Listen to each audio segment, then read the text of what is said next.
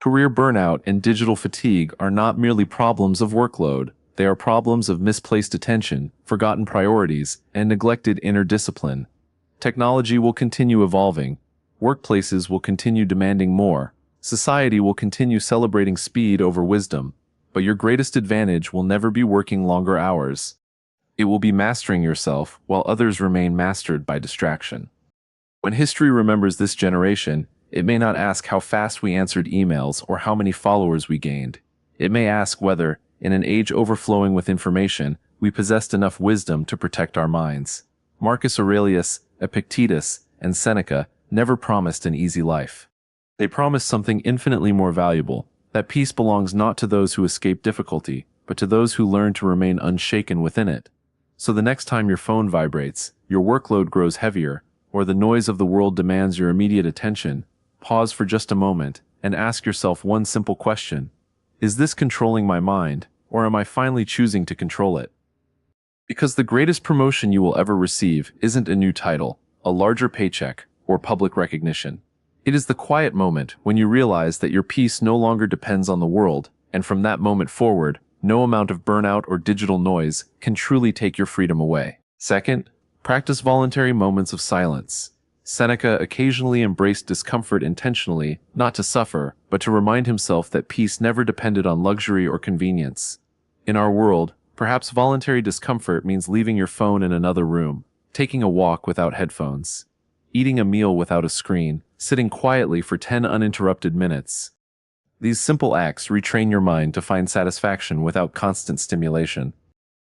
Third, redefine success. Society measures success by visibility. The Stoics measured success by integrity. Did you act with courage today? Were you honest when it was difficult? Did you remain calm under pressure?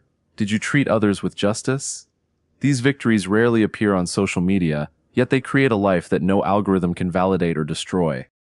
Perhaps the most powerful Stoic exercise is negative visualization. Imagine, briefly, losing the job you currently complain about. Imagine your internet disappearing for a week. Imagine not having the opportunities you take for granted. This isn't pessimism. It's gratitude sharpened by perspective. Suddenly, what felt like unbearable pressure becomes a privilege you can approach with renewed appreciation.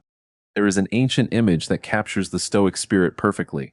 Picture a lighthouse standing against relentless storms. Waves crash endlessly. Fierce winds howl without mercy. The sea never apologizes for its violence. Yet the lighthouse does not argue with the storm. It does not chase the waves. It simply remains rooted, fulfilling its purpose. The Stoics believed that your mind could become that lighthouse. External chaos is inevitable. Internal collapse is optional. This obsession becomes even more dangerous in the digital age because comparison never ends. Every scroll introduces someone younger, richer, more successful, seemingly happier. We compare our behind-the-scenes struggles to everyone else's carefully edited highlights. The Stoics would call this a failure of judgment. Epictetus reminded his students that suffering often comes not from events themselves, but from the opinions we form about them. The success of another person does not diminish your worth. Their timeline is not your destiny. Their applause cannot replace your character. One of the greatest misconceptions about Stoicism is that it teaches emotional suppression. It does not. The Stoics never asked us to become emotionless machines. They asked us to become emotionally disciplined. There is a profound difference. They believed emotions should be examined before being obeyed. Imagine receiving harsh criticism from a manager. Your first impulse might be anger or despair. The Stoic pauses, not because the criticism doesn't hurt, but because immediate reaction gives control away. Between stimulus and response exists a sacred space where wisdom can enter. Inside that pause lies freedom.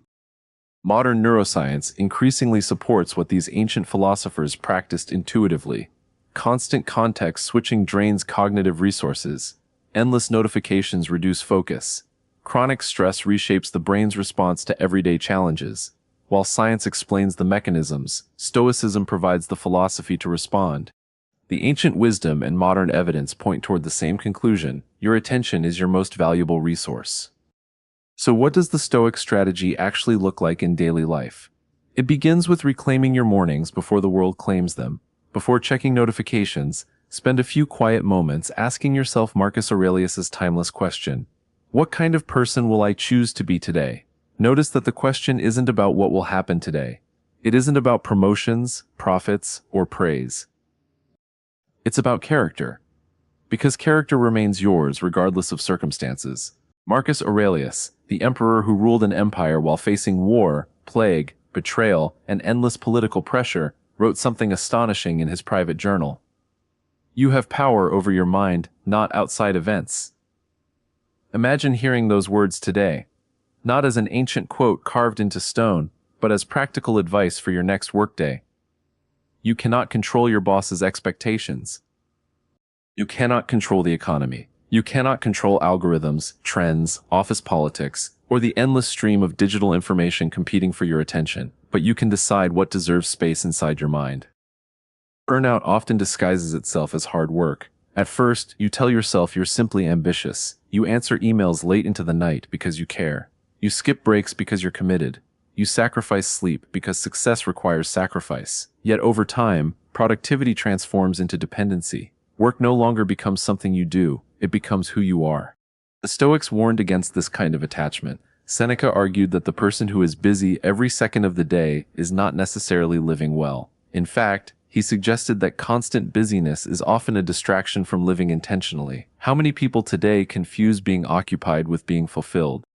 Digital fatigue intensifies this illusion. Every app is designed to compete for your attention. Every platform rewards urgency over wisdom. Modern life teaches us that faster is always better. More information, more productivity, more achievements, more content. Yet the Stoics believe that excellence comes from depth, not speed. A scattered mind cannot become a peaceful mind. A distracted soul cannot discover purpose. Picture a skilled archer preparing to release an arrow. The Stoics often use similar metaphors. The archer controls preparation, focus, discipline, and effort. But once the arrow leaves the bow, the wind may change its direction. The target may move. Unexpected obstacles may appear. Success was never guaranteed. The lesson wasn't about hitting the target every time.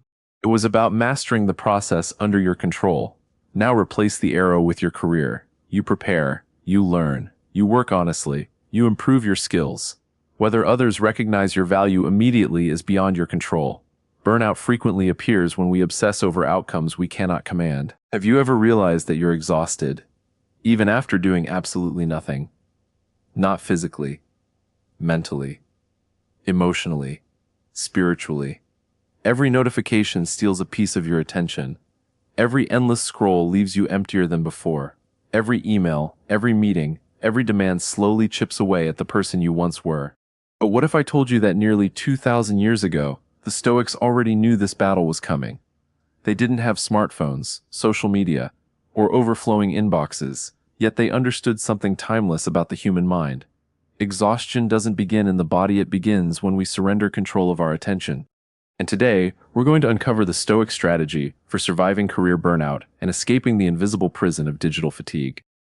Imagine waking up before sunrise. Before your feet even touch the floor, your phone lights up. Messages from coworkers, news alerts, emails marked urgent, social media reminders.